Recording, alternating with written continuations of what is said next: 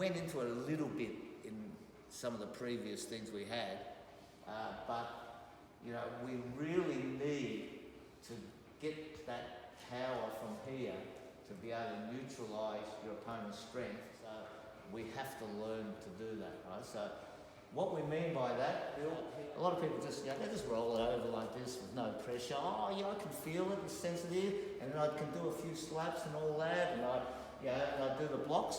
But what happens when you meet someone that's strong? Now, anyone that's never practiced martial arts before, it's just outright strength, right? Yeah. So you're going to encounter this sort of pressure on your arm. So how do you remain loose, right? So here, right? So when he applies the force, right? He can apply the force. Now he's tensing up, right? But this part is still relaxed because the strength is coming from here. You can feel this is absorbing Bill's force. Right? So from here he applies the force. This is rigid. It goes through here and down through here. And as he applies the force, this part is the one that takes it. And this part here can take massive amounts of force, right? So then the rest of us here can remain relaxed. It can feel what he's doing, and you know, it can react.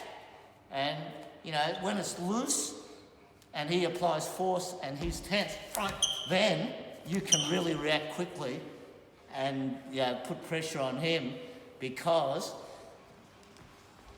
this is telling you what's going on. His is not, because he's tense. So it makes my arms much quicker than him, right? Because I can react quickly and find the gaps.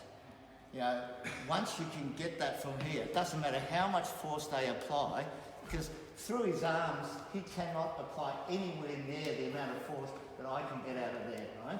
So if I want to do that, it's so easy. It moves his whole body just from a little bit of force from there, right? You know, so as he applies force, right? Apply the force. You see how loose this still is. Come on, Bill, apply a bit more force. And I'm feeling it in my legs, but not in my arms. My arms are still loose. You see how loose it is here, right? You know, it's loose, but then, you know, if I want to apply a bit of force from here, it goes through. And when I apply the force, I don't tense up. I apply the body mechanics. You notice here, this is in line, the elbow there. He can't bend me anymore here. So my whole bone structure is taking the force. So here, I apply a bit of pressure from here, and he goes, right? And I mean, how much do you weigh, Bill? 85. 85, like that, you know, he's shifted right back, right? So, yeah, just a little, so you've got enough power there to do it. You just have to know the mechanics and how to apply it. And with all the other things, it's the same. Like push hands, it's the same again. You know? I can remain loose here, right? This can hold him, but with the strength there, it can move him very easily. Huh? You assume it's the same, right? So as soon as he pushes here, I'm loose. My arms are loose, but this is what's holding it. That's what's holding it. Not my arms. So my arms just remain loose, and it just tells me what to do, right? But it's loose here. It can react, and you got that force there, right?